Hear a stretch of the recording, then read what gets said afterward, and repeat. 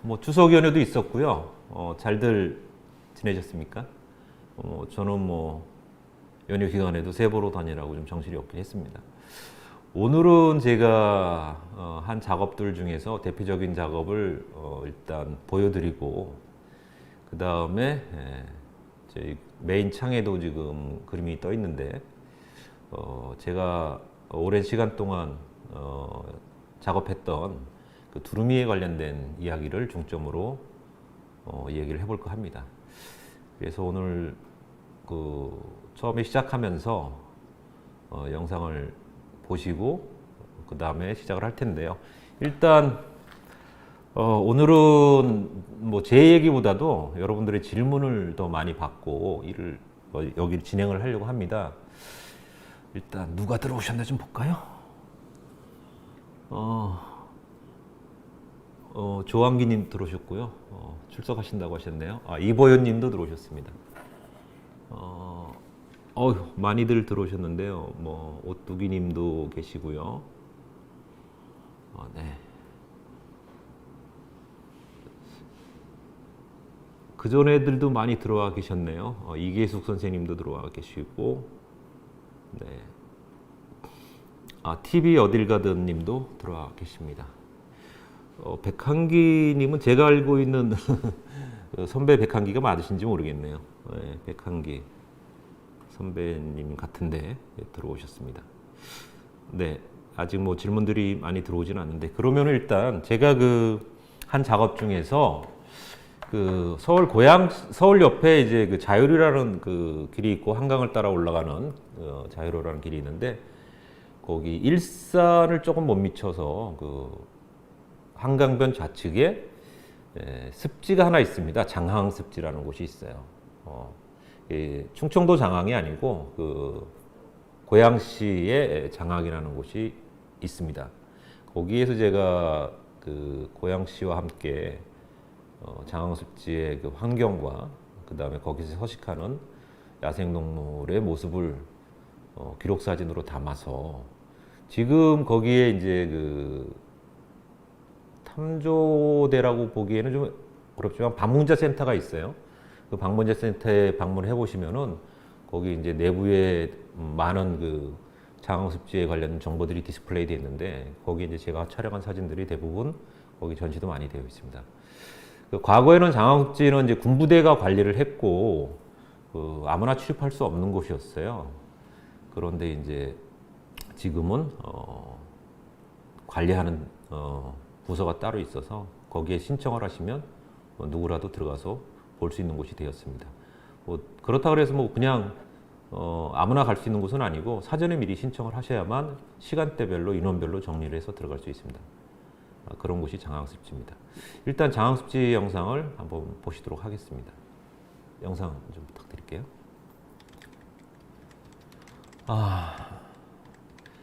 장항습지는 그 김포대교가 있어요. 그 김포대교 바로 아래부터 파주 조금 못 미쳐서 거기까지가 이제 긴 영역으로 되어 있는 곳이 장항습지입니다. 거기에는 이제 대표적인 것 여러 가지 그 식물, 동식물이 있는데 뭐 말똥개도 있고요. 특히 붉은발 말똥개, 멸종위기 종인 붉은발 말똥개도 있습니다. 그 다음에 한강 김포에 들어오는 두루미들이 거기에서 월동을 하죠. 네. 영상은 그 동영상이 아니고 제가 찍은 사진을 슬라이드 쇼로 만든 겁니다.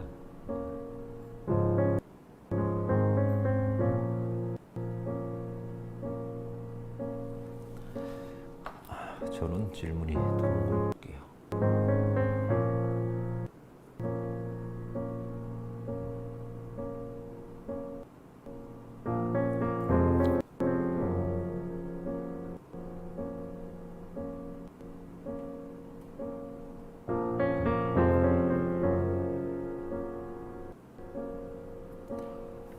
지금도 그 장항습지를 주변에는 철책이 쳐져 있고요. 그 철책에는 그 군인들이 경계 근무를 쓰는 곳이기도 합니다. 방금 그 통문을 열어야만 들어갈 수 있는 곳입니다.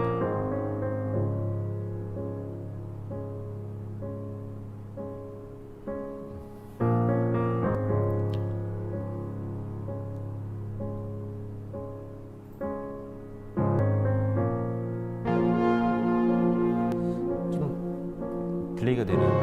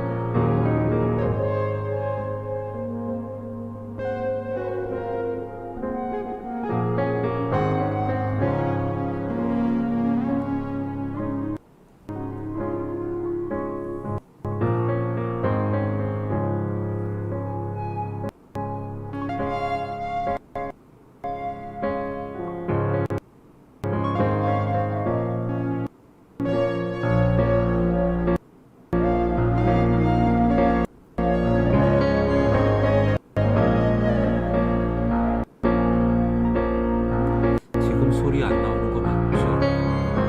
7시 10분에 오셨는데 나오는지 안 나오는지 제가 지금 확인하고 있습니다.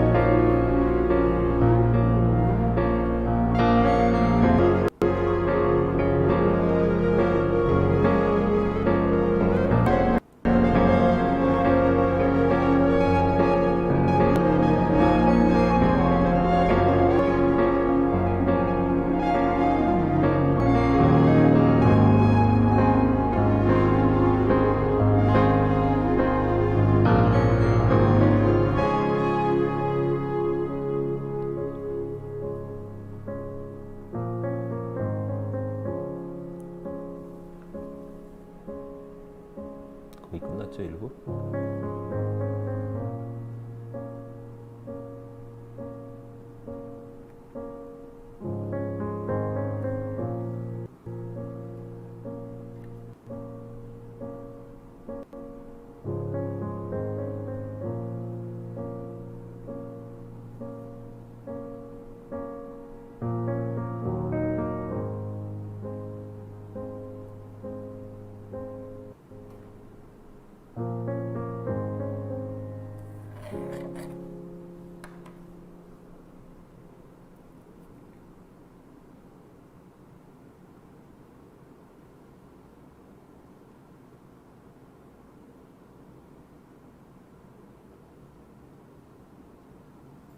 네.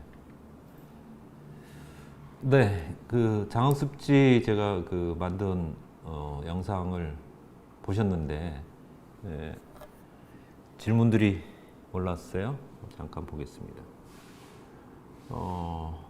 출석하신 분들 중에서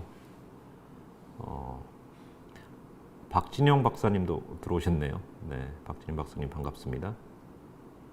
네, 김수태님, 네, 이현승님, 최완수님, 신유환님, 강대선님, 김강원님, 미술연구소님, 네, 반갑습니다.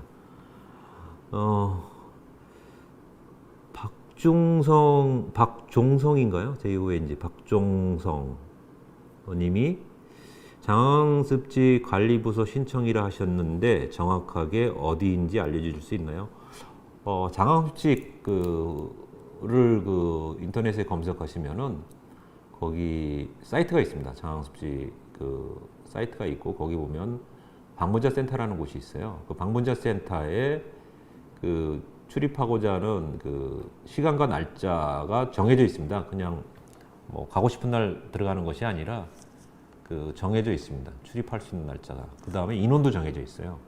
그래서 본인이 가고자 하는 날짜를 신청하셔서 그때 자리가 비어 있으면 가실 수 있습니다. 현재 코로나 상황에서 그 방문이 진행하고 있는지는 제가 확인을 못했습니다. 그래서 그렇게 신청하시면 됩니다.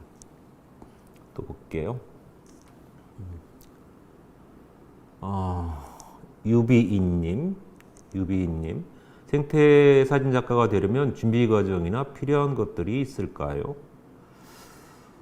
네, 뭐 저는 개인적으로 뭐 생태뿐만 아니라 사진 작업하기 위한 직업 사진가 내지는 뭐 사진 작가 이렇게를 하고 싶다고 하는 그 학생들이나 아니면 심지어는 뭐 초중고등학교 학생들도 있어요. 근데 이제 뭐 개인적으로는 그런 얘기를 많이 합니다. 공부 열심히 하세요. 대학 가서 자기가 관심 있는 분야에 대해서 공부를 먼저 하셔라. 사진은 기술적인 측면과 그 이중적인 측면, 사상적인 생각이 필요한 부분이 좀 있습니다. 그래서 테크니컬한 것들은 사실 배우기가 어렵지는 않아요. 반복하고 이해하고 훈련하면 테크니컬한 것들은 습득이 되는데 이 정신적인 부분은 쉽게 채워지지 않는 것들이 좀 있습니다. 그래서 제 생각에는 좋은 사진을 찍는 거는 좋은 감성을 갖는 겁니다. 좋은 감성은 말 그대로 자기의 필이잖아요. 그런 필을 자기가 넓고 큰 그릇을 만들어서 고기 안에 이렇게 담아놔야 여러분들이 나중에 뭐 사진뿐만 아니라 어떤 예술을 한다 하더라도 그 예술에서 그 자기의 그 나름대로의 느낌을 그 그릇에서 꺼내 쓸 수가 있어요. 그래서 여러분들한테 말씀드리는 것은 감성을 먼저 좀 키우는 일들을 해라라는 얘기를 많이 합니다. 뭐 원하는 답은 아니실 것 같은데, 뭐 필요하시면은 뭐 나중에 개인적으로 메일을 통해서 커뮤니티 같은 곳에 같이 활동을 하시면서 충분히 사진을 배우실 수는 있을 것 같아요. 이승대님, 새 촬영하기 위해서는 몇 미리 렌즈가 최적이며 어떤 렌즈를 추천하시는가요?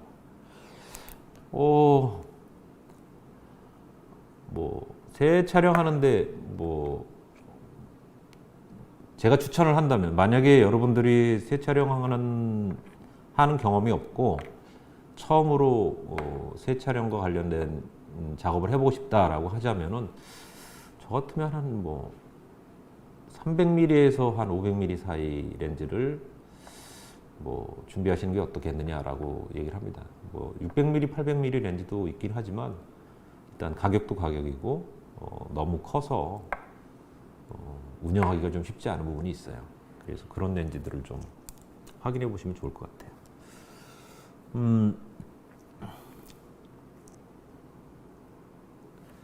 일단 제가 방금 보여드린 장면은 장안습지가 이런 곳입니다라고 이제 보여드린 영상이고 한 편 더 보실 텐데요. 이제 그 안에서 어떤 생물들이 살아가고 있는지 그러한 모습들을 다시 한번 보도록 하겠습니다. 질문들 많이 올려주세요. 그러면은 다음 편 영상 한번 보도록 하겠습니다.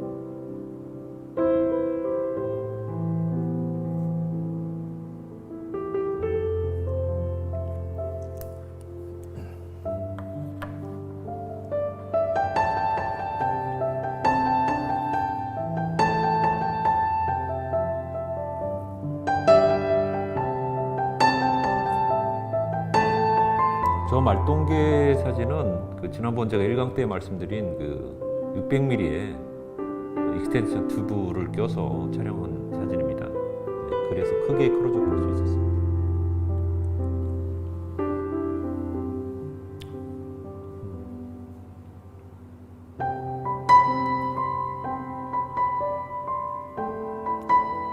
호리명주나비가 아름답게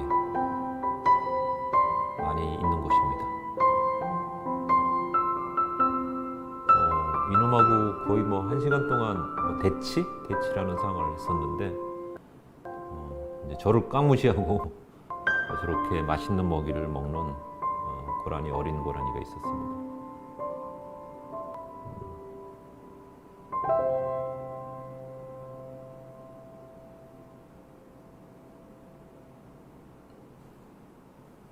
네.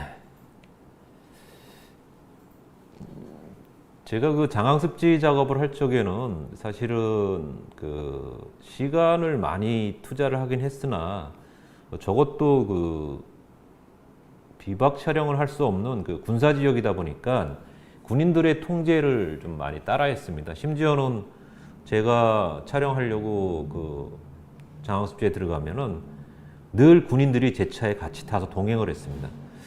그것이 이제 한강항이 접경 지역이잖아요. 북한에서 그 예를 들어서 정찰할 수 있는 그 간첩들이 넘어오는 장소이기도 하거든요.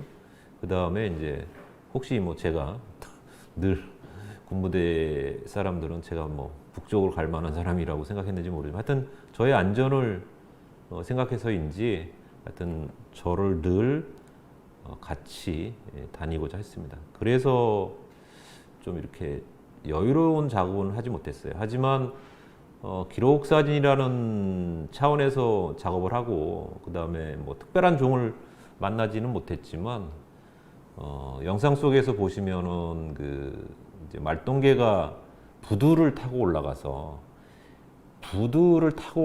부들에 피어난 꽃을 먹는 장면도 확인을 했습니다. 그래서 개가 부두를 타고 올라간다고 생각을 잘 못하시잖아요.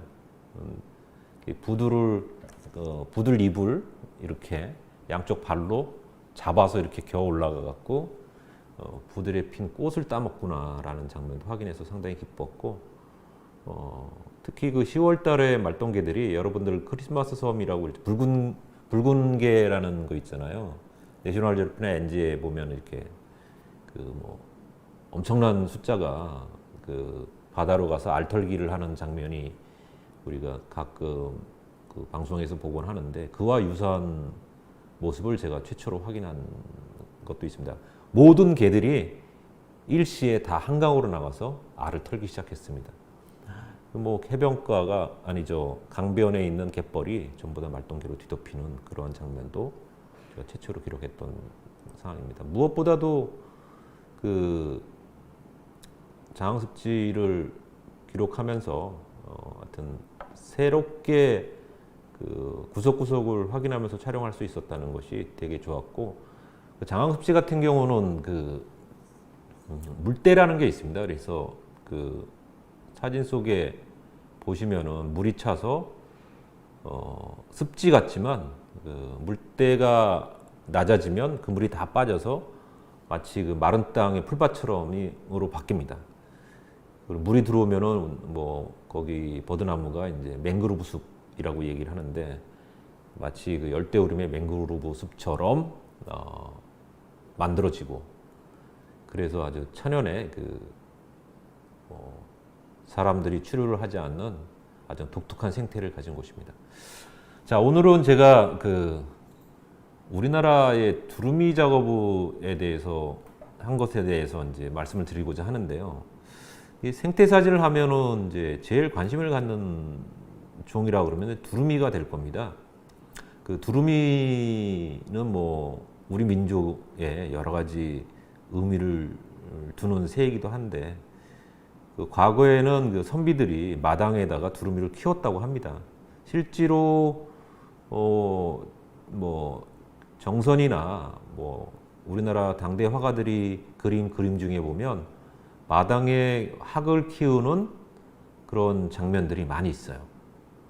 그래서 학이 우리나라 민족하고 여러 가지 의미를 가지고 있는 새이기도 하고, 과거에 뭐 제가 정확히 기억나지는 않은데 하여튼 고려시대에서는 학을 잡아서 진상해라 뭐 이런 얘기가 있어서 그 개성에 있는 중간 관리자가 그 학을 잡으려고 너무 힘들으니까 직업이고 뭐고 다 때려치고, 그러니까 관직을 다 버리고 나 학 잡지 않겠다 이렇게 하고 항명을 했던 그러한 기록도 남아 있다고 합니다.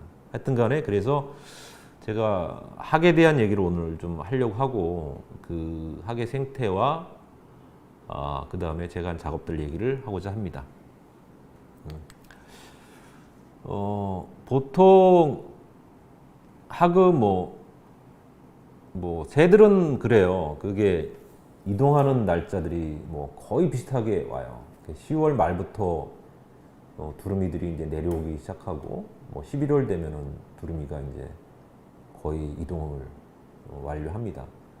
올라갈 때도 뭐 3월 한 초까지 남아 있다가 어느 순간에 싹 올라가는 그런 과정을 거칩니다. 하여튼 간에 그 두루미는 대부분 그 러시아나 중국에 있는 습지, 그러니까 러시아는 킨칸스키 보고라 그러는데요.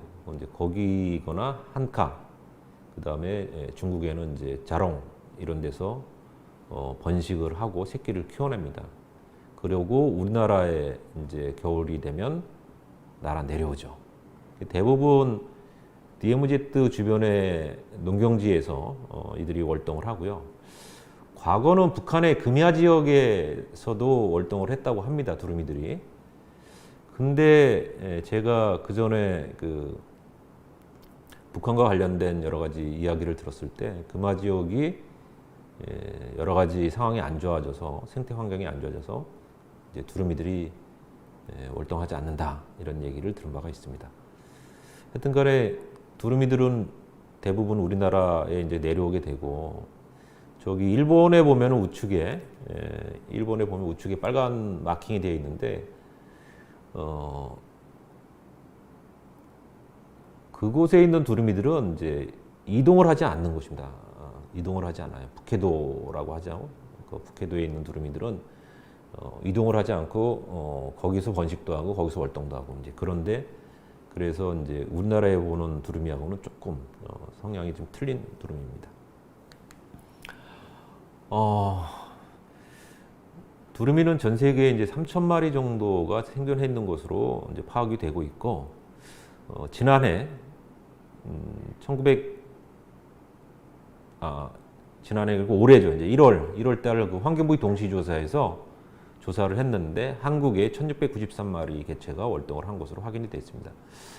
강화에 11마리, 가로 열고 48마리 되어 있는데, 아마 조사하는 시점에서는 11마리가 관찰이 되었지만 최대 관찰수가 이제 48마리까지로 확인이 되었고요. 파주에 93마리, 연천에 458마리, 철원에 1,126마리, 뭐 기타 두 군데, 이제 기타는 제가 정확히 어딘 지역을 알고는 있는데 거기 장소를 밝히기가 좀 어려운 부분이 있어서 제가 기타라고 표기를 했습니다.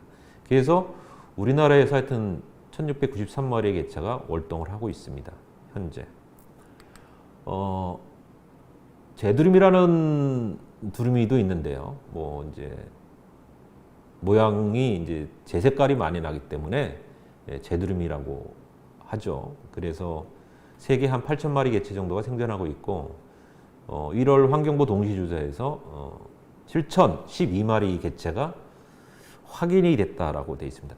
제가 이제 월동이라고 표현을 할까, 뭐 동종이라고 표현할까 하다가 확인이라는 표현을 썼는데, 대부분의 이제 두루미들은 월동을 하러 내려오면 그 한 곳에서 이제 월동을 하게 되는데, 제두루미들은 이동성이 좀 있어요. 그래서 우리나라가 더 추워지면 일본으로 건너갑니다. 그 다음에 좀 따뜻해지면 다시 한국으로 넘어오고, 그래서 7,000마리 개체가 한꺼번에 우리나라에서 발견된 건 아니에요. 그러니까 아마 이동하는 시기에 개체까지 합쳐지면 한 7,000마리 정도가 확인이 된 걸로 이렇게 보여집니다. 그 다음에 흑두루미라는 새가 있고, 흑두루미는 이제 전 세계에 15,000마리 개체가 생존하고, 우리나라에서는 3,015마리 개체가 월동하는데, 대부분 순천만에서 월동을 합니다. 물론 그 철원이나 뭐 일부 지역에서도 월동을 좀 하긴 하는데요. 그 개체는 아주 미약하고 대부분 이제 순천만에서 월동을 하고 있습니다. 많이 늘었습니다. 순천만이. 예전에는 뭐 50마리부터 시작해서 100마리를 돌파하고 1000마리를 돌파하고 지금 3000마리까지 돌파를 했어요. 그래서 우리나라에서는 한 3000마리 정도의 흑두루미들이 월동을 하고 있습니다. 흑두루미의 최대 월동지는 일본의 이즈미입니다. 그래 대부분의 흑두루미들이 이제 일본으로 가서 월동을 하고 있죠.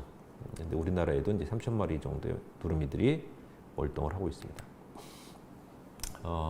제가 오늘 이제 강의를 하려고 하는 내용은 아까 철원에 보면은 철원 얘기를 그 별도의 색으로 표시를 했는데 제가 2010년도를 전후로 해서 철원에서 오랫동안 두루미와 관련된 작업을 했습니다. 그래서 오늘 그 철원 두루미에 대한 이야기를 좀 하려고 하는 것이고요.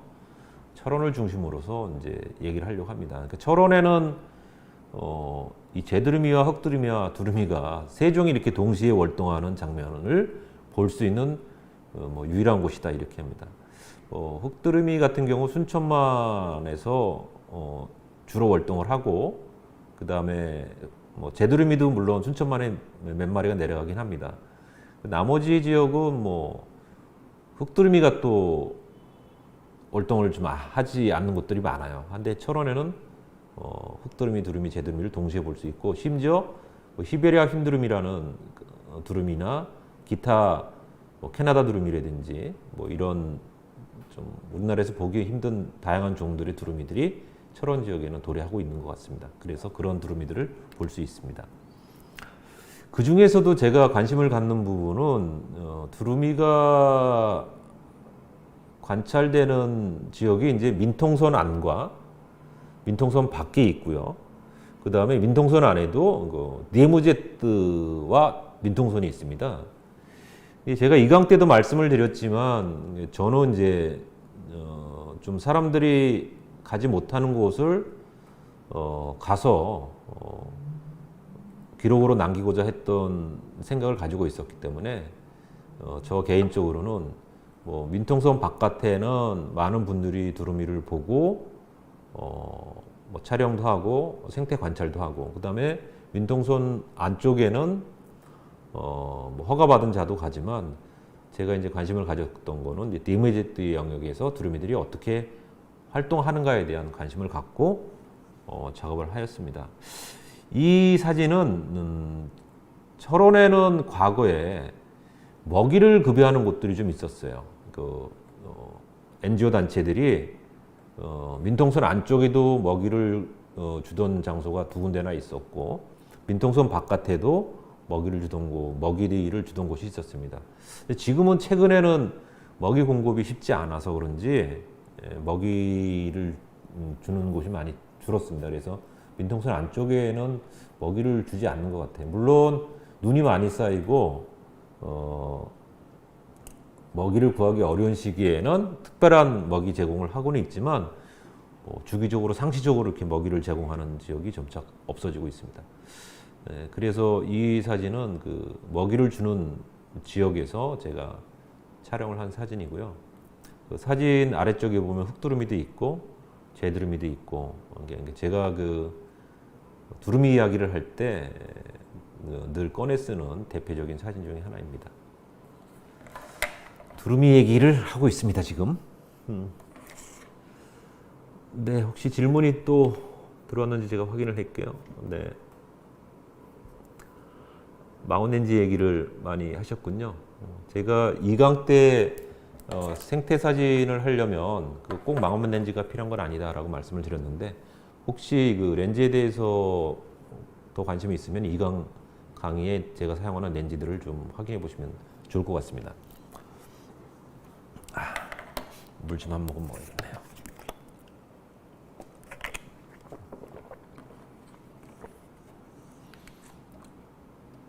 제가 관심을 가지고 있는 것이 그 DMZ라고 말씀드리지 않았습니까? 혹시 무선 마이크 같은 거 있나요? 아니 무선 마우스? 제가 그 커서를 좀 올릴 수 있는.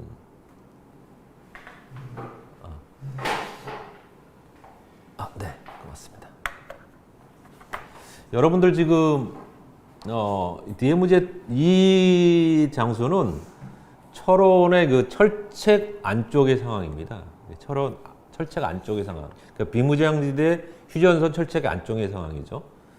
그 안쪽의 상황 중에 보시면 제가 요렇게 강이 흘러내려오는 물줄기가 있습니다. 요렇게 보시죠. 요렇게 뭐 강이라는 표현이 맞겠죠. 뭐 하여튼 강의 규모는 아니지만 이렇게 습지에 이렇게 물이 흘러서 내려오는 요 구간에 있는데, 요 구간에 보시면 요 끝에 요렇게 뭐 화면을 좀 키워보면 아실 텐데, 요게 지금 두루미들이 잠을 자고 있습니다. 조금 사진을 좀 키워드릴까요?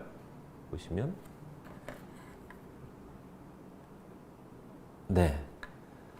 보시면 이제 요렇게 강에 겨울에 얼지 않는 장소들이 있는데, 그런 물줄기 사이사이에 두루미들이 와서 월동을 하고 있습니다.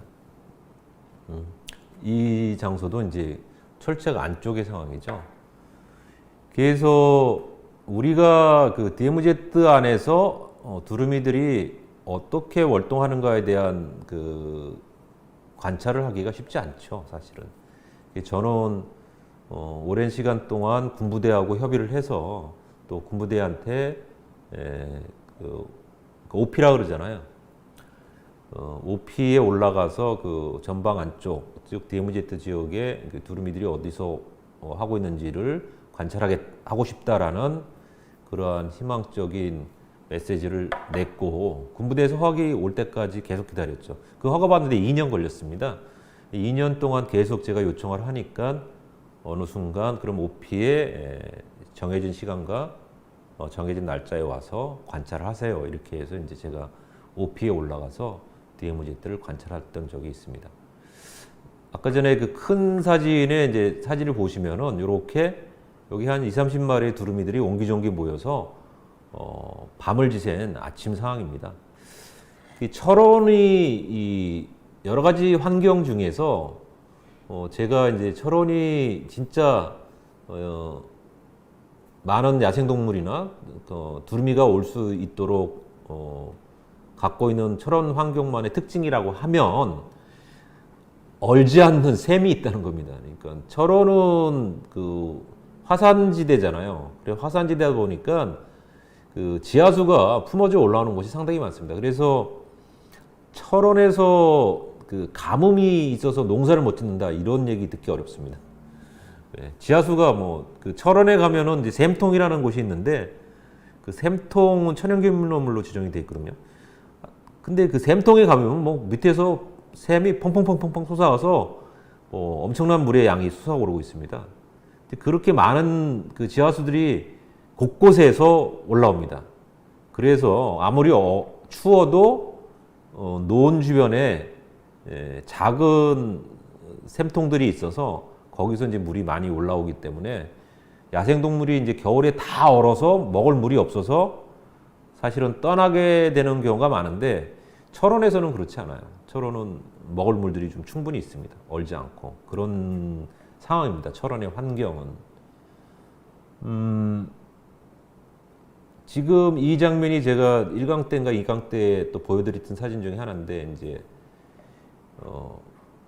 비약설강이라는 제목으로 제가 사진 설명을 드렸을 텐데, 이게 이제 그 아까 전에 그 DMZ에서 흘러내려오는 강 위로 두루미들이 이제 날아서 내려오는 모습입니다. 그래서 여기 지금 하얀 부분은 강에 눈이 쌓여 있는 거고요. 그 다음에 요 섀도우 부분은 이제 강둑에 있는 미루나무가 아침 햇살을 이렇게 그림자를 들이우고 있는 사진입니다. 그래서 이 사진도 그러니까 DMZ 안에서 잠을 잔 두루미 가족이 이제 어미하고 새끼 두 마리, 여기 새끼 두 마리하고 어미가 날라 나오는데, 보시면 여기 이 두루미는 다리가 보이고 나머지 두루미들은 다리가 안 보이잖아요. 그래서 좀 이상하다고 생각하시는 분들도 있을지 모르는데 두루미들은 날이 추우면은 이 다리를 접어서 몸속에 넣고 비행을 합니다. 그래서 어떨 때는 이 다리가 이 몸속으로 안으로 들어가 있어요. 아, 참 똑똑한 친구들이에요. 예. 추우니까 다리를 몸으로 접어서 비행을 합니다. 하여튼 이 장면이 그래서 저한테는 여러 가지 의미를 가지고 있는데 일단은 뭐 아마 이런 장면을 뭐 두 번 다시 찍을 기회가 있을지는 모르겠습니다. 하여튼 제가 철원에서 사진 작업을 하면서 가장 기분 좋게 촬영했던 그런 사진 중에 하나입니다. 아, 실제로 보시면 이제 그 DMZ 안에서 잠을 잔 두루미가 지금 철책을 건너서 넘어 내려오고 있죠. 뭐 여러 장면을 찍었습니다만 뭐 제가 뭐 대표적으로 두루미가 이렇게 철책을 건너서 날라 나오고 있다는 모습을 촬영한 사진입니다. 저가 2강 때도 그런 말씀을 드렸는데 저는 사실 두루미들이 이렇게 DMZ를 날라 들어가고 날라 나오고 거기서 자고 생활한다는 거는 뭐 다 알고 있는, 두루미에 조금 관심이 있거나 두루미에 대해서 생태를 이해하시는 분들은 다 알고 있는 사실이죠. 근데 이제 알고는 있으나 기록으로 된 사진은 이제 없는 거죠. 제가 이제 하고 싶었던 일은 그런 겁니다. 엄청난 사진이 아니고 우리가 사실적으로 알고는 있지만 그러한 거를 어떻게 기록으로 남길 것인가를 제가 고민했던 부분이 있고 그 시간이 이제 오랜 시간이 걸려서 간신히 군부대 허가를 받고 OP에 올라가서 촬영을 했던 그러한 장면입니다. 뭐 여기 있는 사진들은 거의 뭐 보안 검사라 그러나요? 군인들이 하는 보안 검사. 그러니까 제가 촬영을 하면 이제 그 해당 지역의 정훈 장교들이나 이제 정보 장교들이 와서 제가 촬영한 장면들을 보고 보안성 검토를 하게 됩니다. 그래서 이 정도면은 뭐 충분히 보도하거나 공개돼도 문제가 없다라고 하는 것들은 이렇게 패스가 되고 이제 이거 군 작전상 문제가 되는 그러한 사진들 같은 경우는 다 그 자리 현장에서 바로 딜레이트를 합니다. 그렇게 해서 이제 촬영된 사진들입니다.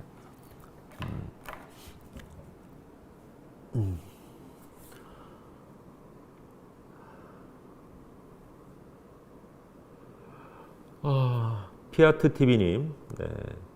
확대를 해도 화질이 정말 좋네요. 감사합니다. 가마손님, 네, 늦은 출석합니다. 괜찮습니다. 늦게 오셔도 와주셔서 고맙습니다. 네. 연날리기님, 의정부라고 되어 있는데 AV로 찍는데 AV는 이제 조리개 우선이죠. 조리개 우선으로 찍는데 초점 맞추기가 너무 힘들어요. 초보자들은 어떤 모드가 좀 더 수월한 건가요? 저는 이제 주로 움직임이 많은 촬영을 하다 보니까 사실 AV 조리개 우선보다는 셔터 우선으로 촬영을 많이 합니다. 그러니까 조리개가 쪼여져서 샤프니스가 좋아지고 조리개가 개방돼서 배경이 흐려지고 저한테는 그게 중요한 게 아니라 움직임이 있다 보니까 그 움직임으로 인해서 피사체가 흘러서 핀이 안 맞은 것처럼 보이는 거. 그래서 이제 제가 지금 방금 질문하신 연날리기님의 말은 이제 이렇게 해석이 돼요. AV, 그 셔터 우선으로 촬영을 하게 되면 노출이 안 맞으면은 노출이 좀 떨어지면은 카메라는 셔터 타임을 늦게 끊게 됩니다. 셔터로. 왜냐하면 빛이 부족한 만큼 셔터로 더 빛을 보충해야 되죠. 그러다 보니 사진을 찍고 나면은 사진이 이제 살살 흔들려 있는 느낌, 핀이 안 맞은 느낌이 되는 거죠. 그래서 만약에 TV, 타임 우선으로 조리개 우선이 아니고 셔터 우선으로 바꿔서 사용을 하시고, 셔터는 물론 내가 뭘 찍느냐에 따라서 타임이 틀려지긴 하는데 기본적으로 한 500타임 이상을 놓고 찍으시면 웬만한 움직임이 있는 피사체들은 다 스탑 모션, 정지 모션으로 찍을 수 있거든요. 그래서 한번 그렇게 한번 사용해 보시기 바랍니다. 네.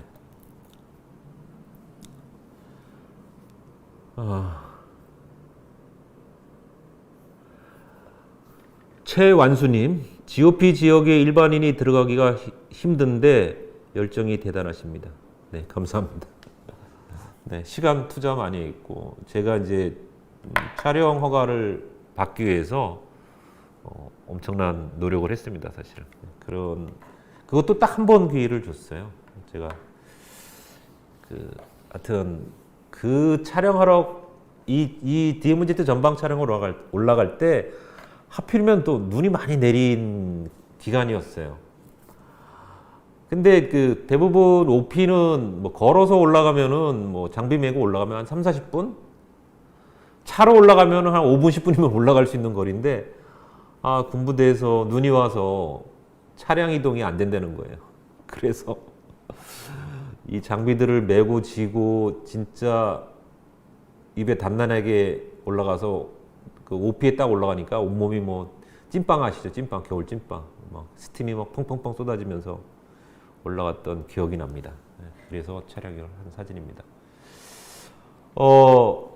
제가 그 철원 지역에 의미를 두는 것은 보시면 그 철원이 진짜 평야가 넓죠. 이 사진은 철원 그 민통선 지역에 가면 아이스크림 고지라는 곳이 있어요. 아이스크림 고지. 뭐 6.25 전쟁 때 하도 폭격을 맞아갖고 뭐 아이스크림 녹아내리는 듯한 뭐 모습이다 이래서 뭐 아이스크림 고지다라고 얘기를 했다는 얘기를 제가 들은 바가 있는데, 그래서 그 아이스크림 고지에 이제 눈 내리는 날 올라가서 저들의 살아가는 환경을 보여주고 싶어서 올라가서 찍었습니다. 지금 같으면 드론으로 찍으면 좀 쉬울 것 같아요. 쉬울 것 같아. 근데 과거에는 제가 드론이 활성화되지 않았던 시기였기 때문에 그 높은 고지면 올라가서 이렇게 전경을 찍었습니다. 진짜 추웠던 날이고, 신문사 후배 한 명하고 같이 갔었는데, 둘 다 진짜 고생을 해서 찍었던 날씨입니다. 철원은 이런 평야지대가 있고, 아까 말씀드린 그 얼지 않는 물이 있고, 그래서 두루미들이 찾아오는 환경적인 특성을 가지고 있습니다. 제가 아이스크림 고지에서 찍은 사진이고요. 그 아이스크림 고지에 올라가서 있다 보면은 그 두루미들이 이제 날라서 자기의 땅으로 가는 장면을 목격할 수 있습니다. 뭐 오랜 시간 있지 못해서 뭐 다양한 장면을 찍지는 못했지만 그나마 이제 이 사진은 조금 사진적인 이미지라 그럴때요. 사실 엄청나게 크롭을 한 겁니다. 뭐 크롭 사진이죠. 물론 망원 렌즈를 가지고 촬영을 하긴 했지만 눈 쌓인 눈을 날아가는 장면을 뭐 사실은 그 제가 아이스크림 고지에 있을 적에 그 앞쪽으로 이렇게 가까운 데서 날아가 주기를 기대하고 내심 거기서 오랫동안 있었는데 그런 장면이 없고 좀 멀리 날아가는 장면만 만날 수 있었습니다. 그러한 때 조형적인 미를 가진 그러한 장면을 눈으로 확인해서 되게 기분이 좋았습니다. 우리가 이제 두루미에 대해서 아까 전에 제가 생태를 설명드리다 좀 말았는데, 보통 이제 두루미가 번식지에서 번식을 하게 되면 뭐라 그럴까, 새끼를 키울 적에 보시면 안 넘어가네요. 네, 새끼를 키울 적에 보통 두 마리를 키우는 경우가 있습니다. 보통 알 2개를 낳아요. 이 2개의 알이 나서 이제 부화가 되면 그 부화된 새끼는 암놈이 한 마리, 순놈이 한 마리, 아빠 엄마가 각각 육아를 합니다. 각각. 조리학자들은 그 이유를 이제 뭐 그 포식자한테 잡혀 먹었을 때 그 각각 육아를 했기 때문에 한 마리는 생존할 수 있다. 그래서 이제 각각 육아를 한다라고 얘기를 합니다. 그래서 그 월동 지역인 철원에서 두루미를 관찰하다 보면은 새끼 2마리를 데려온 어미가 있고 새끼 1마리를 데리고 온 어미가 있습니다. 그래서 새끼 2마리를 데리고 온 어미는 대단한 어미죠. 왜?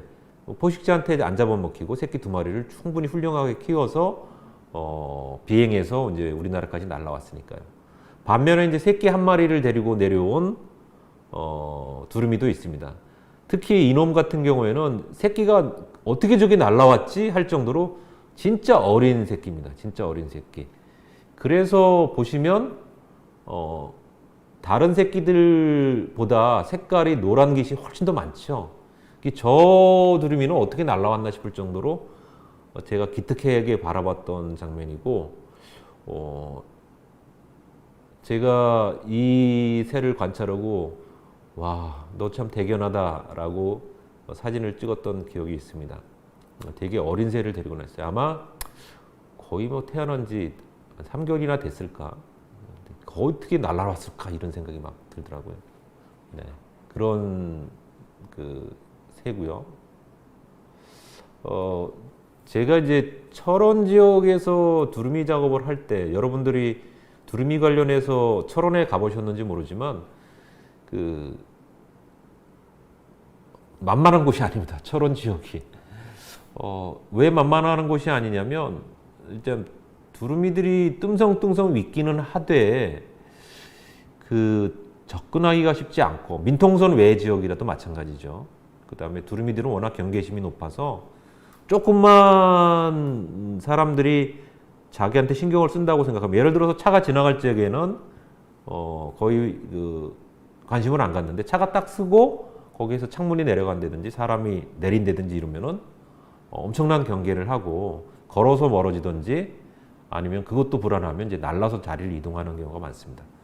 그래서 이제 두루미들이 뭐 생태 사진을 하면서 야, 두루미 사진 찍으러 가자 뭐 이렇게 하고 철원에 가신 분들이 만만치 않다라는 것을 많이 말씀하시고, 최근에는 이제 그 한탄강변에 컨테이너 박스로 그 탐조대를 만들어 놨고, 그 탐조대에서 이제 물에 내려앉는 물가에 앉는 장소를 이제 계속 거기서만 촬영하시는 분들이 있어서 제가 오늘 이제 다양한 장면의 두루미 모습을 보여드리고 하는 이유는 그런 겁니다.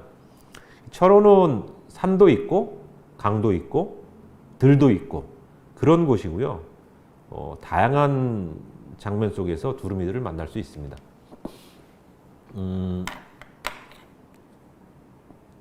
네. 그래서 저는 그 철원에서 그러한 모습들을 좀 보여드리고 싶었고,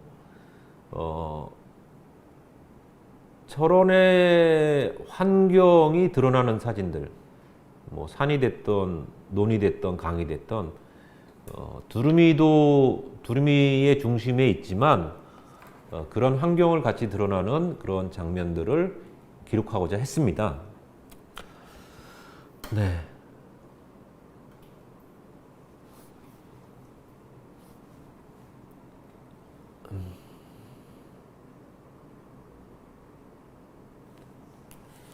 네, 왜 안 넘어가죠? 네.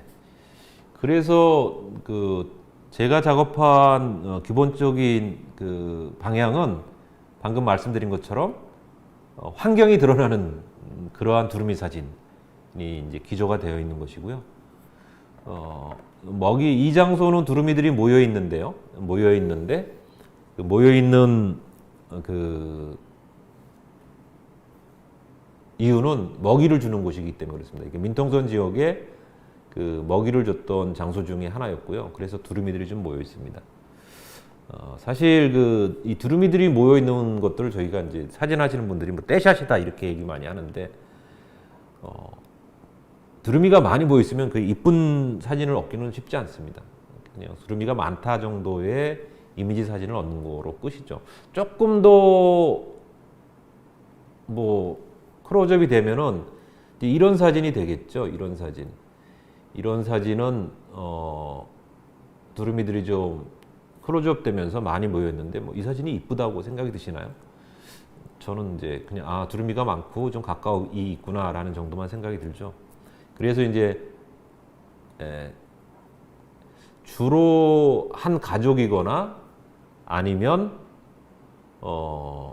좀 개체수가 좀 적은 곳에서 조용히 그 두루미들이 활동하는 모습을 어느 정도 떨어져서 이렇게 관찰하려고 노력을 많이 했습니다. 근데 제가 이 장면 찍을 적에 그 몇 미리 렌즈로 찍었나요? 한 200mm 렌즈로 찍었던 것 같은데요. 대신 이제 이 장면 찍을 적에는 제가 비트라고 말씀드리잖아요. 완벽한 비트를 만들어 놔서 두루미들이 가깝게 저한테 접근했을 적에 크게 놀라지 않은 상황이었고, 그 다음에 이제 200mm 렌즈는 렌즈가 크질 않잖아요. 그러니까 그 비트에서 진짜 렌즈 하나만 구멍에 딱 넣고 촬영을 할 수 있었기 때문에 그러한 순간 찍은 사진입니다. 그래서 이제 두루미들도 앞에 보이고 뒤에 철원의 그 모습이 풍경 속에 들어 있습니다. 물론 저 뒤에 묘지가 눈에 거슬리다고 하시는 분들도 있는데, 뭐 눈에 거슬리는 거는 이제 인간의 생각이고요. 두루미는 묘지인지 뭐 산 능선인지를 개의치 않으니까 저는 이제 두루미들은 이런 장소에도 찾아온다, 이런 장면을 보여드리고 싶었던 겁니다. 역시 이 장소도 그 두루미 먹이 급여를 했던 장소 중에 하나였고요. 현재는 이 장소에도 먹이 급여를 하진 않습니다.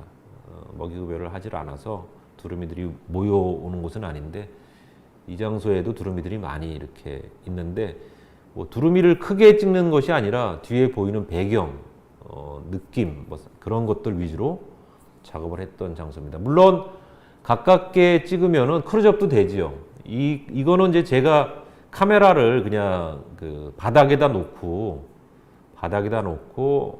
찍어서 되게 그 와이드한 렌즈, 아마 35mm 렌즈를 썼을 거예요. 그다음에 논과 뒤에 풍경이 잘 드러나는 그런 장면으로 촬영하려고 이제 했던 모습이고요. 이제 클로즈업 되면 이렇게 모여 있는 장면들을 촬영을 하게 됩니다. 두루미들은 이제 모여 있으면 어떨까요? 네, 모여 있으면은 정신 없습니다. 뭐 싸우는 놈, 서로 힘자랑하는 놈, 또 어떤 친구들은 짝을 유혹하기 위해서 짝한테 의시되거나 의시하는 행동을 하는 놈. 여기 많은 사람들이 모여 있으면은 이제 별의별 사람들이 다 있잖아요. 그런 것처럼 새들도 한 장소에 많이 있다 보니까 뭐 진짜 독특한 이야기들이 그 이야기를 만들어 줍니다. 하지만 저는 영상 작업을 하는 사람이 아니고 사진 작업을 하다 보니까 뭔가 이렇게 그 임팩트 있는 액션이나 행동이 아니면 그러한 뭐 시장 돗대기 같다는 표현이 맞을 거예요. 뭐 정신만 없죠. 그림이 되거나 이야기가 되는 장면들을 찾기 쉽지 않습니다. 그래서 오히려 개체수가 많은 거는 득이 안 되는 것 같아요. 그래서 이왕이면 좀 멀리 떨어져 있고 조용히 앉아서 두루미들을 관찰할 수 있는 데를 되게 많이 선호했습니다. 보시면 뭐 진짜 싸우죠. 나 뭐 힘자랑하면서 싸우게 되는 장면들을 볼 수 있죠. 물론 이런 장면도 두루미의 생태를 알려주는 뭐 장면이긴 한데, 네. 그런 차원에서 뭐 사진을 저도 몇 장 찍어 놓긴 했는데, 두루미의 그 다음에 이제 이종 간, 그러니까 뭐 제두루미와 두루미 간의 다툼도 많이 일어납니다. 근데 제가 재밌게 봤던 기억은 두루미하고 제두루미하고 다툼을 벌이면 제두루미가 훨씬 더 뭐라 그럴까, 좀 독하다 그럴까요? 두루미보다 제두루미가 훨씬 더 독해요. 덩치는 두루미가 더 큰데요. 전투력은 제두루미가 더 좋은 것 같아요. 좀 이렇게. 그래서 저 사진은 우측 앞쪽에 보면 제드름이 이제 새끼 새가 유조라 그러죠. 이제 어린 새가 앞쪽에 있는데 뭐 어린 새끼를 데리고 있는 뭐 부모 새는 전투력이 더 좋을 수밖에 없죠. 뭐 그런 장면이기도 합니다.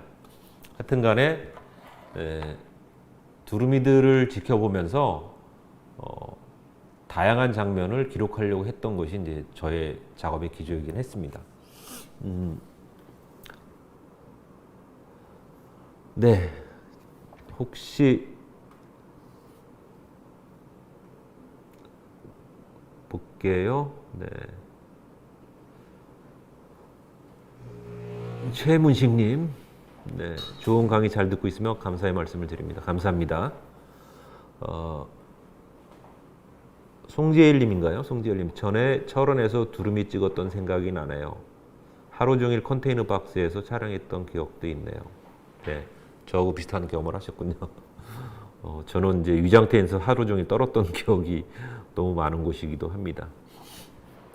네, 아직 뭐 박성원님,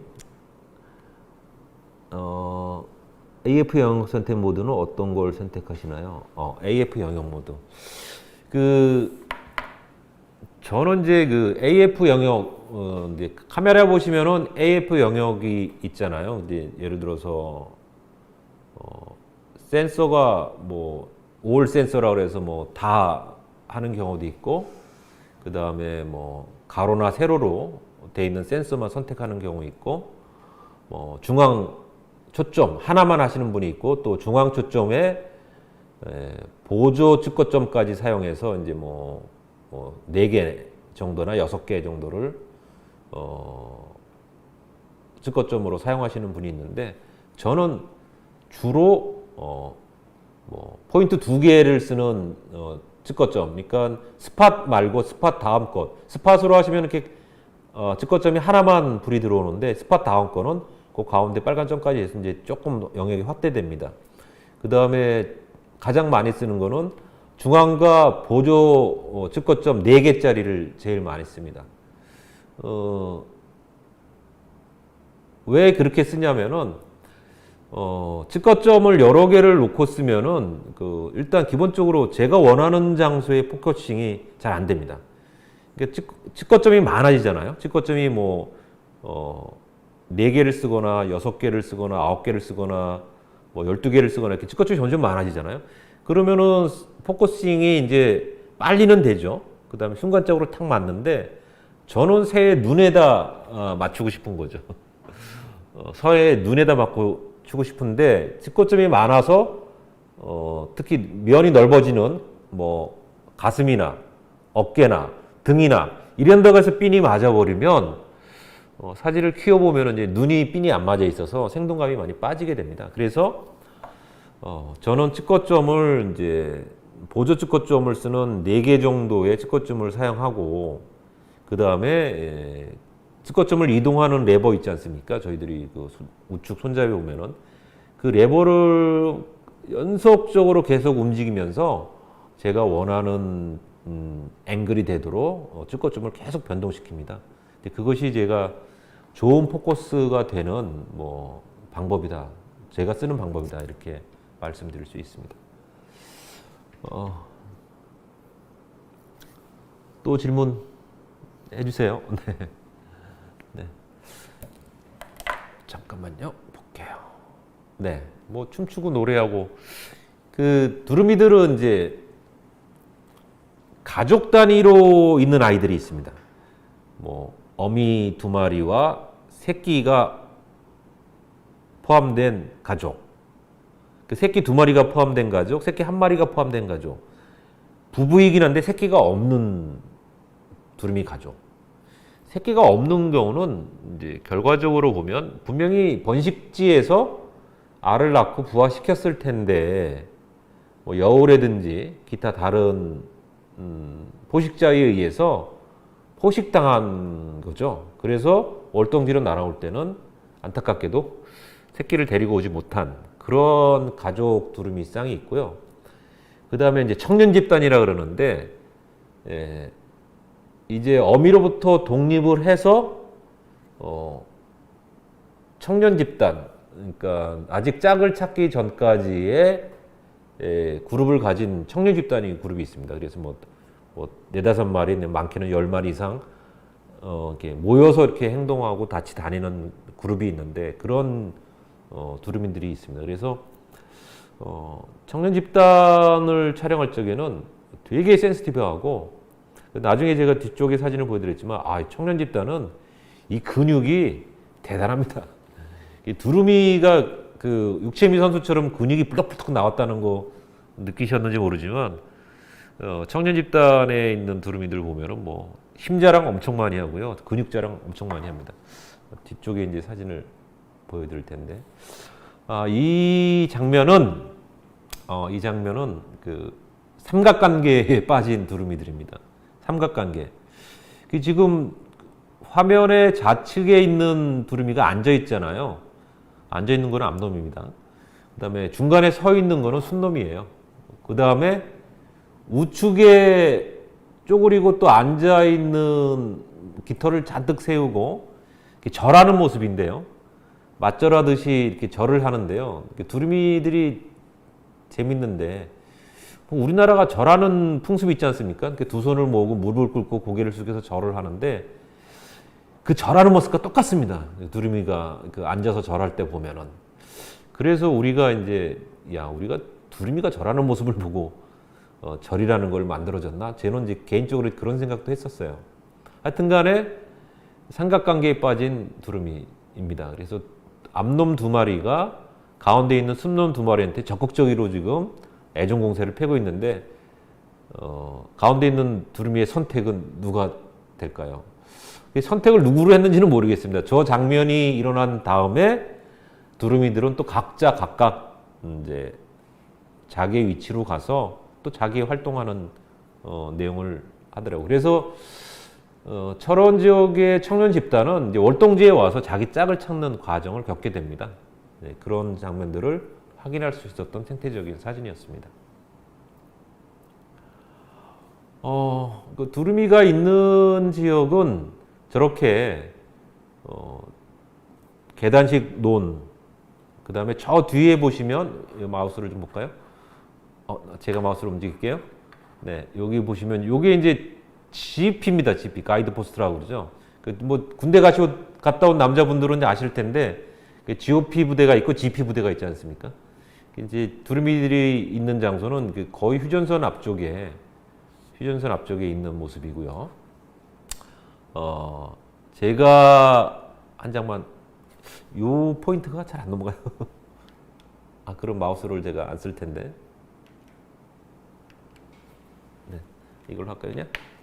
네, 마우스 포인트를 쓰도록 하겠습니다. 네. 제가 이제 여러분들한테 보여드리는 사진들은 뭐 사진이 좋고 나쁨을 떠나서 두루미가 어떤 지역을 찾아가서 활동을 하고 걔들이 활동하는지를 보여드리려고 하는 것이고, 그 다음에 저기 이제 아래 두루미들이 모여 있는데 저놈들이 청년 집단입니다. 청년 집단. 청년 집단들이 모여서 같이 먹이 활동을 하고 있죠.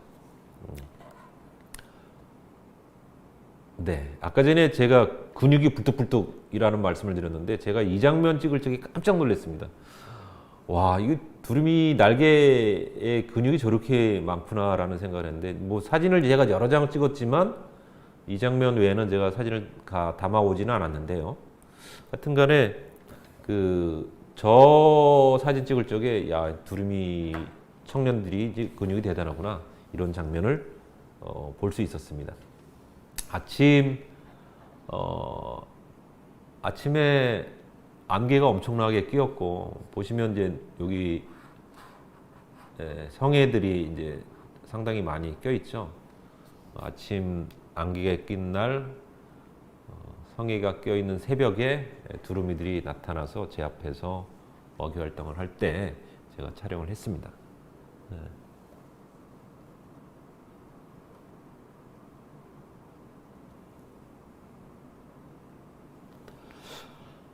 제가 지금 채팅방을 보면서 계속 강의를 진행하고 있는데요. 움직임을 촬영해야 하니 AF 동작은 AI 서버를 사용하시겠죠? 네, 뭐 그렇긴 합니다만 AI 서버를 뭐 모르겠습니다. 제가 카메라 메커니즘을 다 뭐 100% 그것이 맞다라고 말씀드릴 수 있는 사항은 아니고 저의 경험을 얘기를 하는 겁니다.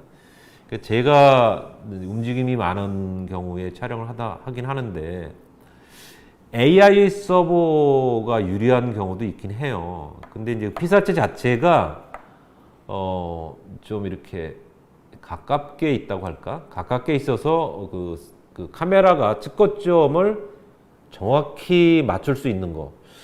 예를 들어서 두루미 같은 경우는 측거점을 정확히 맞추기가 쉽지 않아요. 무슨 얘기냐면 덩치가 크다 보니까 그 측거점이 조금만 움직여도 다른 데 가서 포커스가 맞습니다. 근데 여러분들이 작은 새, 예를 들어 도요새나 뭐 작은 새들은 어떻게 되나요? 측거점 내 거의 다 있죠.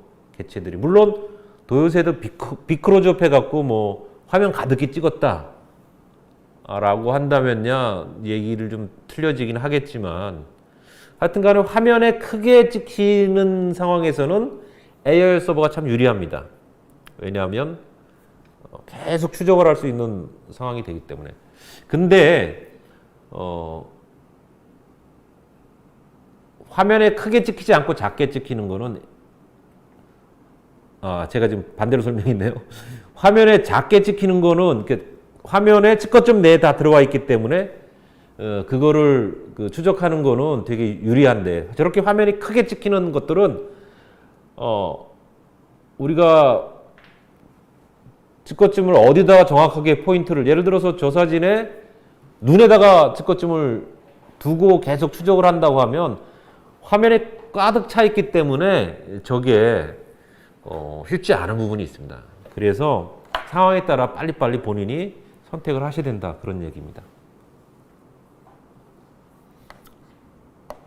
이시훈님, 저 사진 초점거리랑 조리개 좀 알 수 있나요?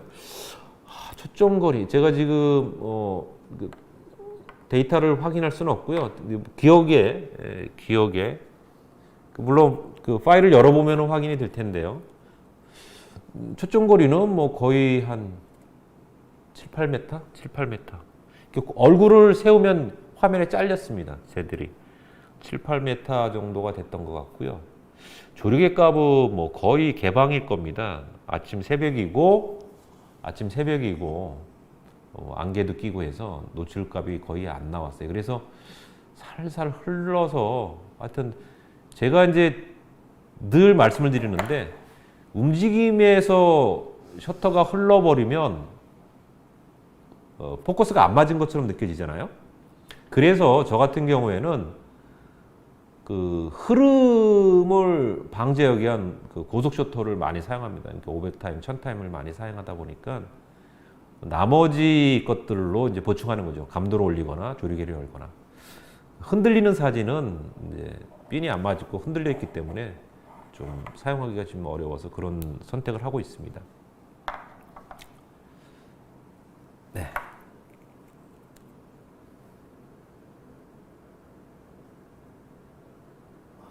심도가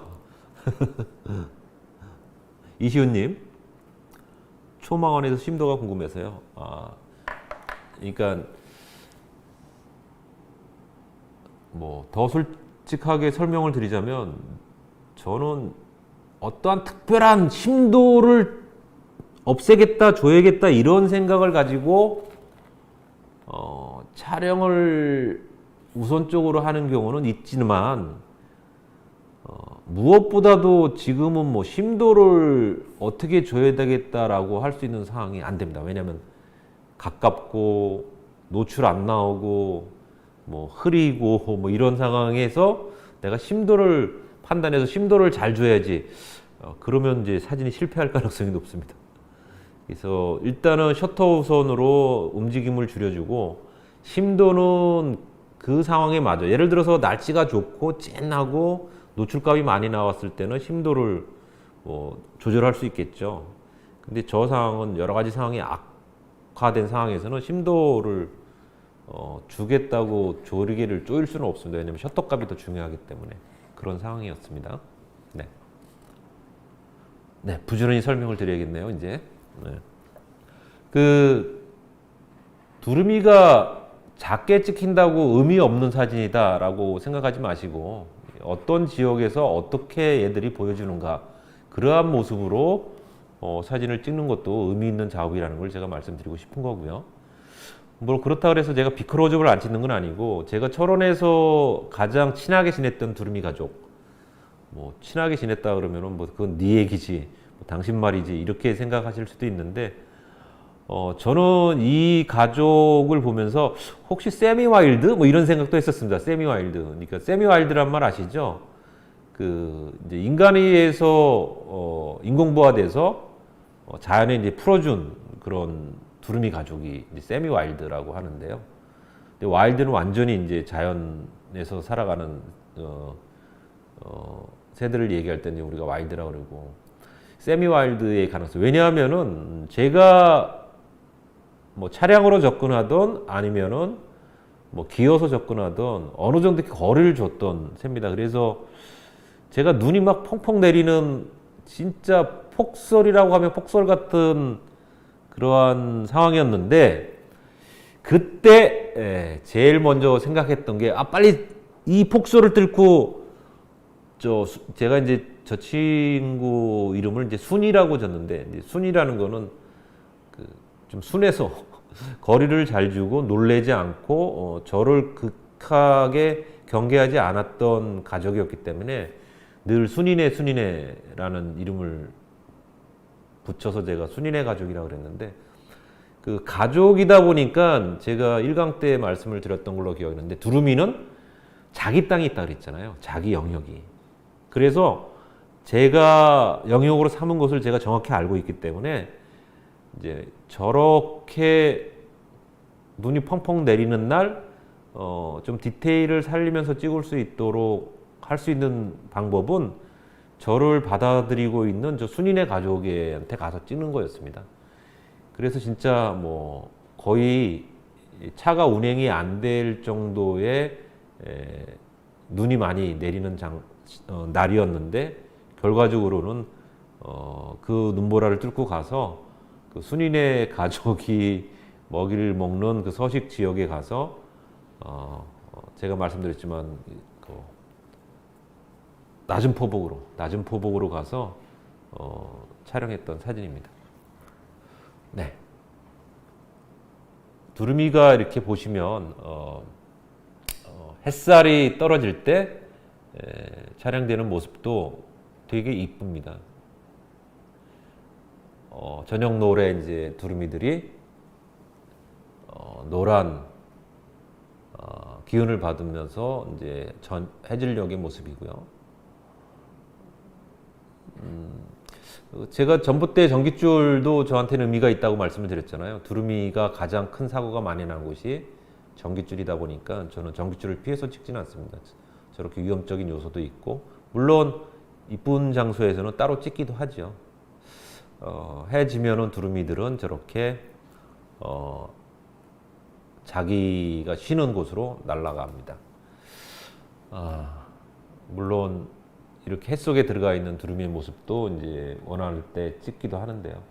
아마 저거는 800mm 렌즈로 해가 떨어지는 장소에 두루미를 이동하는 장소에서 오랫동안 기다려서 촬영한 사진입니다. 사실은 저 장면을 한번 찍어야지라고 생각을 하고 몇 번을 날 좋을 때 두루미들이 이동하는 길목에 서서 기다렸다가 촬영한 사진입니다.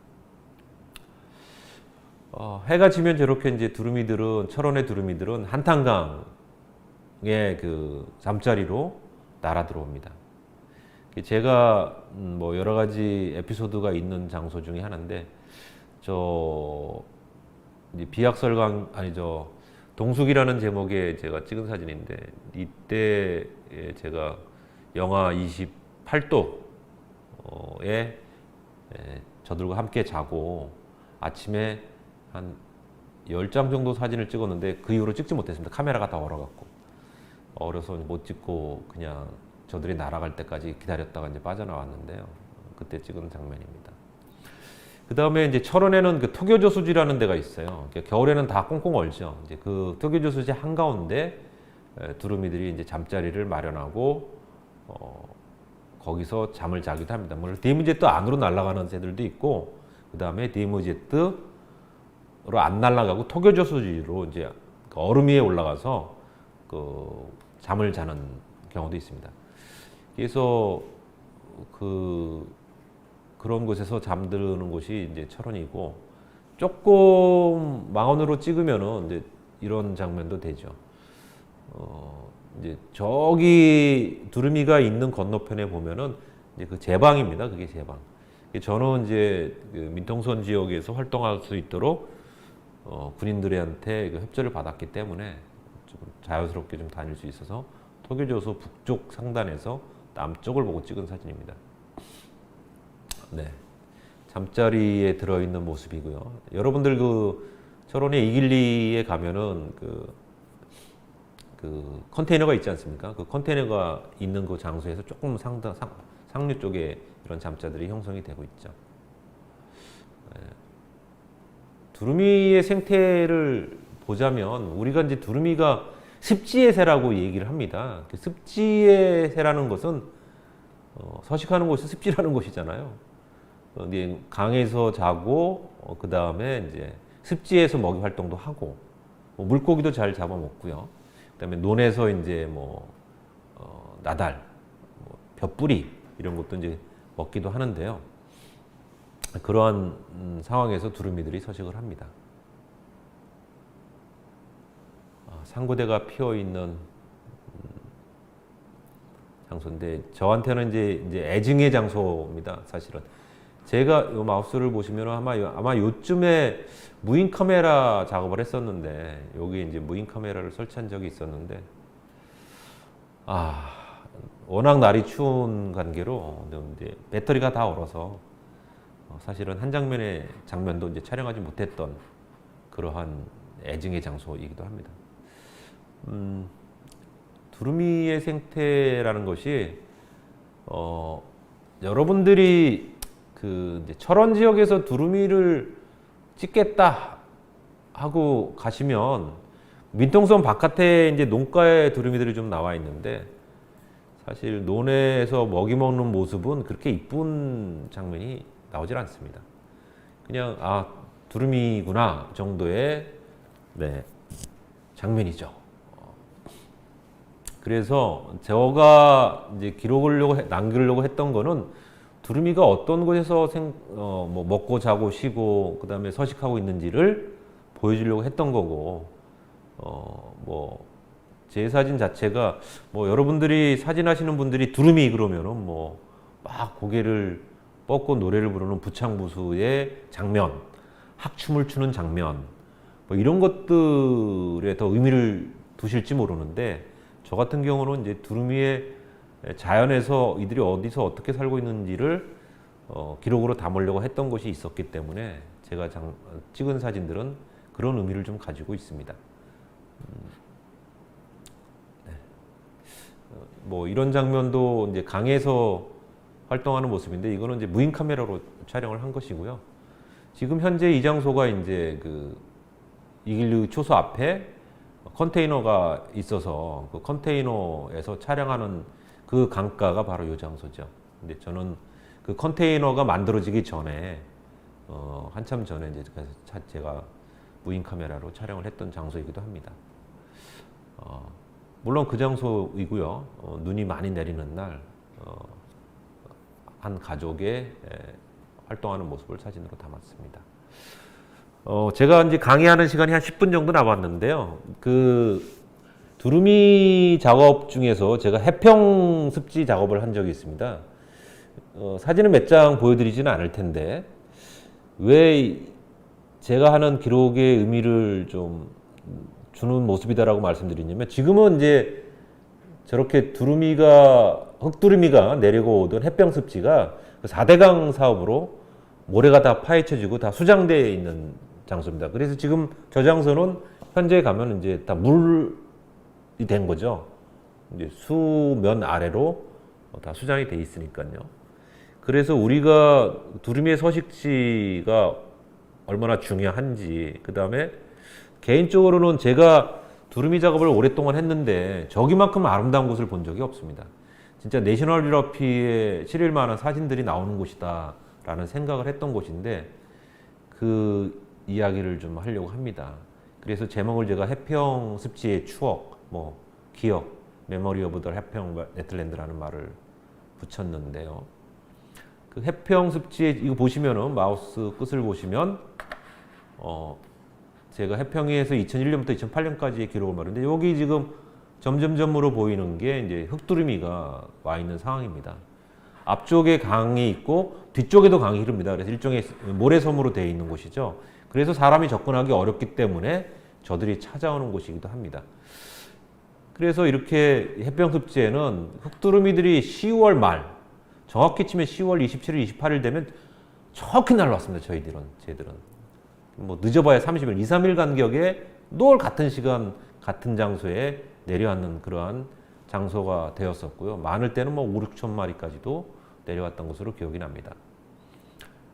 제가 흙두루미 작업을 뭐 철원에서도 하고 순천만에서도 하고 했는데 여기만큼 이렇게 아름다운 장소를 찾기가 어려웠습니다. 왜냐하면 여기는 강변이잖아요. 강변이다 보니 모래밭이 있고 그 다음에 뒤에 산과 들이 보이고 진짜 아름다운 곳. 그냥 강둑에 앉아서 흙두루미만 쳐다봐도 너무 아름답고요. 아침에 해 뜰 때 물 한 개 피어오르고 그 다음 해 질 때 노을역에 활동하는 모습을 보면 진짜 아름다운 곳이다 라는 생각을 되게 많이 했던 곳입니다.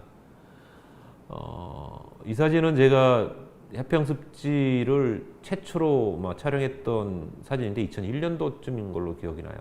아마 네가 필름으로 찍었습니다. 네가 필름. 그래서 이렇게 해평습지에 흙두루미가 많이 내려와요 라는 신문 기사를 제가 썼던 사진이고 이때부터 2001년도부터 제가 이제 너무나도 아름다워서 이제 흙두루미 작업을 무려 한 5, 6년 했던 상황입니다. 물 한 개가 막 피어오르는 장면인데 아마 이때가 한 2004년도입니다. 이때가 해평습지의 흙두루미가 가장 많이 도래, 그러니까 랜딩이라 그러죠. 도래라는 곳은 이제 여기 있는 흙두루미들은 전부 다 이제 일본으로 날아갑니다. 순천만으로 내려가는 두루미도 있겠지만 대부분 다 일본으로 향하게 되는데 그러한 장면의 흙두루미입니다. 물론 그 습지 옆에는 뭐 논밭이 있습니다. 논밭이 있어서 그 초지 같은 곳에서 두루미들이 들어오고요. 물론 뭐 강변이다 보니까 뭐 채소밭도 있죠. 안타까운 거는 제가 저기 촬영을 할 때 논으로 이렇게 별을 베기 전에 논으로 일부 두루미들이 내려앉았는데 한 농부가 오토바이 타고 따와갖고 깡통 치면서 쫓아내는 장면을 봤습니다. 그래서 물론 그 농심이야 뭐 쌀 하나를 지키고자 하는 그런 마음을 충분히 이해는 하지만 우리나라도 빨리 뭐라 그럴까요? 그 보호를 위한 어떤 그 서식 활동 보호를 위한 그런 장면도 활동도 좀 했으면 좋겠다라는 생각을 했던 기억이 나고요. 모래솜에 내려앉은 흙두루미들입니다. 제가 흙두루미 사진 작업을 하면서 가장 행복했고 그 다음에 저의 대표적인 흙두루미 사진이 된 작업이 있는데요. 바로 이런 장면입니다. 지금 엄청난 수의 흙두루미들이 강변에 내려앉아 있지 않습니까? 그리고 뒤에는 이제 풍경이 보이죠. 그래서 이런 장소에 이 친구들이 이렇게 내려와서 중간 기착 쉬고 가요. 이러한 이제 활동을 보여주는 그러한 사진들로 제가 기록을 남긴 것에 대해서 의미를 가지고 있습니다. 저는 그런 생각을 해요. 지금은 다 사라졌지만 이 사진이 무슨 의미가 있어 이렇게 할 수도 있겠지만 과거에 이곳은 이러한 장소였고 이러한 새들이 찾아왔던 장소였습니다 라는 것을 알려줄 필요도 있고 혹시라도 복원을 할 적에 흙두루미 서식지를 복원할 때 당시에 촬영된 사진들을 근거로 해서 복원 운동도 할 수 있지 않겠느냐 이런 생각을 하면서 저 작업을 했었습니다. 마지막으로 사진을 보여드립니다. 뭐 슬라이드 쇼는 다 끝났고 두루미에 관련된 질문들이 많이 나오실 거라고 생각을 했는데 아직 두루미에 대한 얘기가 별로 없어요. 윤정수님, TV 우선 1000분의 1 정도 촬영하게 되면 iOS를 많이 올리실 것 같은데 화질은 큰 문제가 안 되나요? 윤정수님이 질문하신 부분은 저는 주로 감도를 100에서 400 내에서 사용합니다. 감도 100에서 400. 뭐 심지어는 감도 50도 많이 사용하죠. 이제 뭐 어떤 상황에서 그런 촬영을 하게 되느냐 하면은 뭐 날이 좋고 충분히 감도를 내릴 수 있으면 저는 셔터를 높게 쓰면서도 감도를 최대한 낮게 잡아 쓰려고 합니다. 그 좀 그렇지 않은 상황들에서는 더 정확히 말씀드리면은 이제 촬영에도 의미가 없다라는 생각을 하고 있어요. 그러니까 좋은 사진을 남기는 것은 좋은 광선이고 좋은 셔터 타임이잖아요. 근데 좋은 광선, 즉 좋은 날씨에 촬영하는 게 되게 중요하고요. 그러다 보니까 날씨가 흐리거나 악조건일 때는 이제 촬영을 별로 나가질 않습니다. 의미를 그런 데 두고 있기 때문에 뭐 저 같은 경우에는 왜냐하면 저는 제가 촬영하고자 하는 퀄리티를 늘 어느 정도 기준으로 잡고 있기 때문에 그렇게 촬영해서 저한테는 문제는 없습니다, 사실은. 김성님, 열광의 뜨거운 박수를 보냅니다. 박진영님, 두루미가 살아가는 환경을 잘 보여주는 멋진 사진 설명 감사합니다. 뭐 제가 그 1강, 2강, 3강을 다 오늘로써 이제 끝내쳐 됐는데 기본적으로 저는 그런 말씀을 드리고 싶습니다.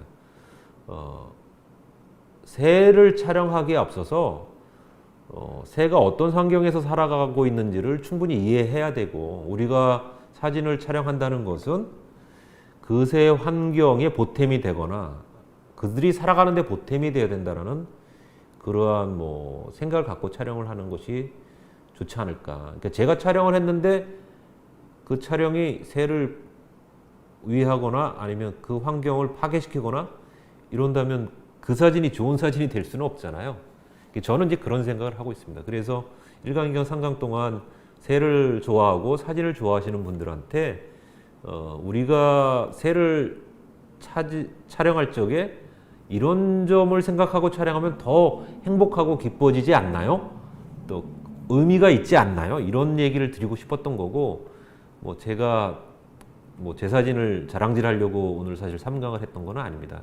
여러분들하고의 그런 공감대를 형성하고 싶었던 거고 또 이번 강의를 기획한 캐논하고 처음에 강의를 시작할 적에 저는 제가 사진 잘 찍는 법을 가르치거나 새를 잘 찍는 법을 가르치기에 앞서서 어떻게 하면 새를 존중하고 그 다음에 새들과 호흡하고 또 새를 위한 사진이 되는가를 말씀드리고 싶다. 그런 점에서 제가 이번 세 번째 새 강의를 이제 캐논과 의기투합해서 이제 이런 강의를 시작한 것이고 결과적으로 강의를 들으신 분들이 뭐 어떤 평가를 하실지 모르지만 우리가 사진을 찍을 적에 좀 자연환경을 지키는 새를 지키는 그러한 사진 촬영이 되면 더 의미 있는 촬영이 되지 않겠느냐 이런 생각을 하고 있습니다. 뭐 제가 이제 뭐 개인적인 뭐 유튜브도 하고 있습니다만 많은 내용들은 그 저 개인 유튜브도 있으니까 거기에 또 찾아오셔서 많은 질문을 좀 남겨주시고 오늘 강의 중에 혹시 궁금한 사항을 또 캐논 TV에 그 댓글에 달려주시면 계속해서 제가 설명을 하도록 하겠습니다. 1강, 2강, 3강 모두 찾아와 주신 분들한테 너무 감사드리고요. 오늘 강의를 끝으로 이정렬의 생태 이야기, 아름다운 새사진을 찍는 이정렬의 얘기를 마치도록 하겠습니다. 감사합니다.